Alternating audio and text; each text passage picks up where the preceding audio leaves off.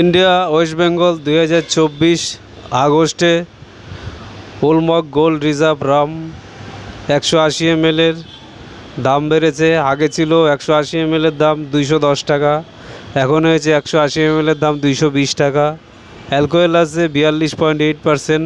India West Bengal 2024-এর price এই দেখুন।